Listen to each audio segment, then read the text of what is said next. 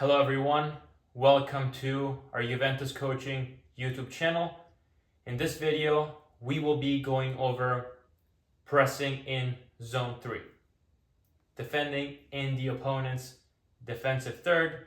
Some may call it high pressing, when we need to go up the field and press the opponent to win the ball and stop them from building out of the back.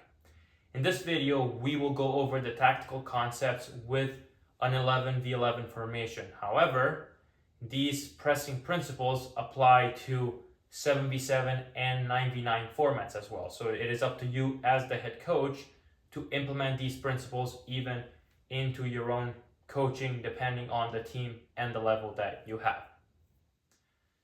The first element we want to mention about high pressing in zone 3 is the different moments of the game. No one here is saying that we high press for the entirety of the game. No one should high press for 90 minutes.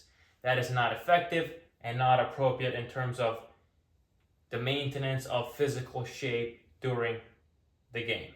So it is up to the coach and the players to know when we have moments of the game where we go in high press and when there is moments where we also take a breath. All right, so it's up to the coach to identify these moments in the game and up to the players on the pitch also to know when we want to high press in zone 3. In terms of individual development and team development, we want to highlight how high pressing has benefits, and there are specific reasons why we want to teach it, and we want high pressing to be incorporated in our style of play. First of all, it creates players that are proactive, that they want to go get the ball. They have that element of being competitive and aggressive. We don't want players to sit back and let the opponents dominate the game. High pressing also creates players that work hard, because high pressing is intense, physically demanding, tactically demanding. And we also always speak about how we want our players to be resilient. High pressing and pressing in general, if you're able to implement it into your own tactical culture, creates resilient players. And it's also something that works on working as a team, working as a unit. Pressing cannot be done alone. Good luck pressing on your own as a striker. You're going to be running all over the pitch and they're going to play around you the whole game. So pressing and high pressing specifically is something that has to be done as a team. Starts from the back all the way to the front. We always say the striker is the first defender, meaning the striker defends and presses as much and contributes to that action as much as a center back would. And lastly, for those of us who have played, who have watched the game a long time, it is very hard tactically and psychologically to play against a team that presses effectively.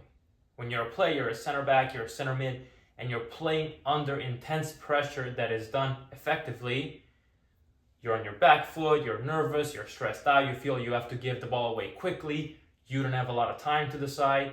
So in some games, if we're able to implement an effective high pressing, we're going to put our opponents on the back foot.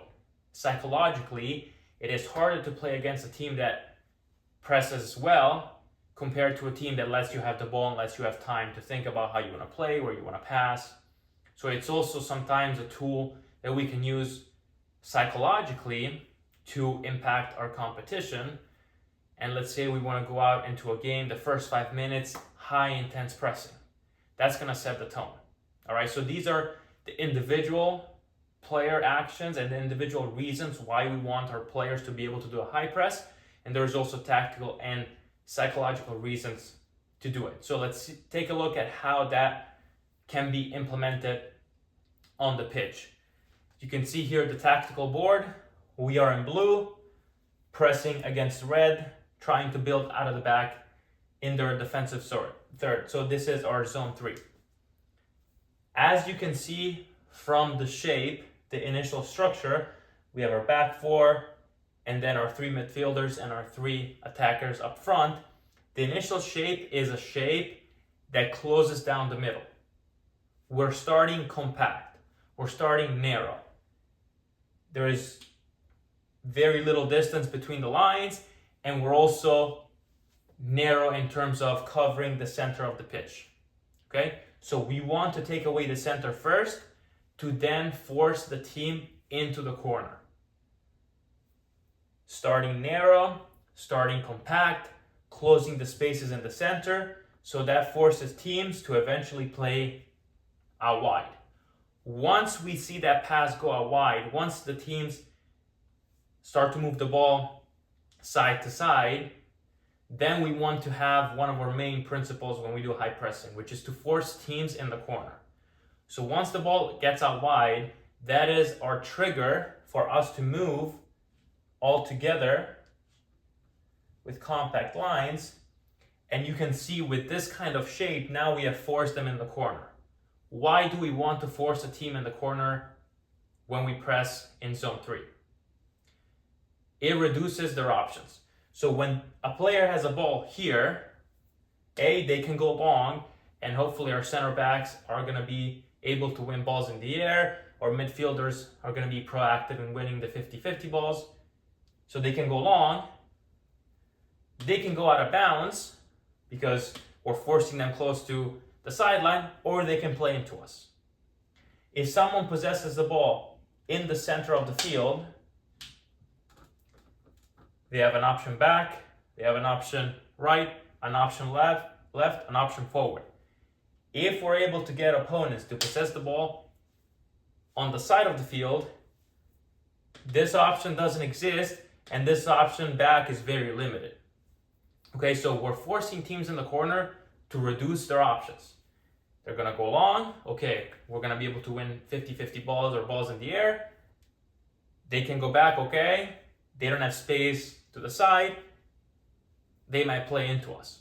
So in this kind of shape, we're forcing them in the corner to reduce their options and reduce their space. This is not a lot of space to play with. Okay, so again, we start with a compact structure, narrow, that closes the options down the center, to then force a team in the corner. Same thing can happen on the opposite side. Ball gets played here. Okay, that's our pressing trigger. Everyone is shifting, everyone is moving. They're in the corner. Of course, forcing them in the corner also implies that ideally we're gonna be able to cut the switch. Okay? We don't want teams to then be able to play side to side. Once we commit and we force a team in the corner, we don't want them to be able to switch the ball, at least on the ground. If they want to attempt it in the air, that's a different question. Being able to force teams in the corner and to do an effective pressing comes with zonal defense and compact lines. Like we said before, high pressing is not an individual effort that results in very little efficiency. It is something that we have to do together, and we have to do zonally, right? So let's say this midfield line is shifting and moving here. This player might be first responsible for this number 6. As the team shifts, okay, now it's this player that might have to pick that player up. So we're applying principles of zonal defense. So we're worried about the zone, we're worried about the space that I'm responsible for, and we're passing on opponents to my teammates. All right, communication is high. You get this person, watch them. So we're communicating, we're moving together, and we're using compact lines. Last element on the tactical board that we want to mention is we want to read the cues as a back line. Like we explained in defending in zone 1 and zone 2, defenders are reading the open ball and the closed ball to adjust. We don't want to start pressing high in zone 3. Our back line is sitting deep because this ball will then be played in the air into this space, and then we're in trouble. Compact line doesn't mean only midfielders and attackers. The back line has to read what the players up front are doing to also adjust. Okay, open ball, we're ready to turn our hips and go back. Closed ball, we're stepping up. If you need a refresh on the reading cues that defenders have, go back and watch the video about defending in zone 1. Okay, so we want to read the cues to be able to adjust our line as midfielders and attackers press in zone 3. Again, it's a team effort. If everyone is committing, our line needs to be able to step up. Lastly, something that as coaches we want to do when we're working on pressing on the field in our training sessions is to identify pressing triggers. If a center back over here is in full control of the ball and is ready to play a ball left, right, and up, might not make sense for me to step up and pressure right away, because then it gets very easy to play around me as a striker. So what are pressing triggers? Pressing triggers are elements that we can read and identify to all move and press. Pressing triggers can be a bad touch, a pass in the air that will result in the opponent having difficulty to bring that ball down. So as a coach and as a team, we need to have 2-3 pressing triggers that when we know we see, we all commit, we all step up, and we implement the high pressing in zone 3.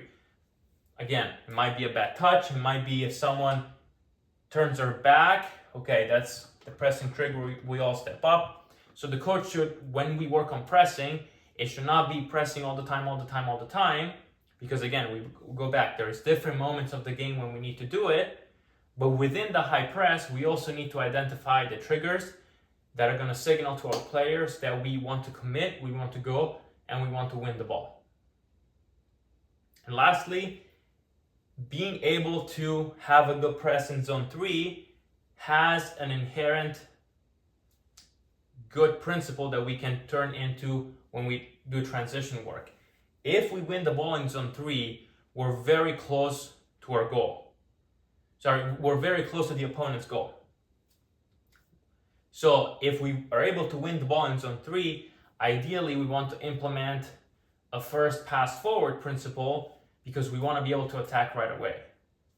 Usually if a team is building out of the back, their shape is very spread out. If we're able to win the ball, we should be able to do a positive play right away. I'm dribbling forward, I'm passing forward, I'm potentially shooting. Okay? So with our 11v11 teams, when we work on transitions, it is important that we recognize, okay, if we're coming from a pressing moment in zone 3, our transition needs to have a first pass forward principle to result in a goal scoring opportunity right away.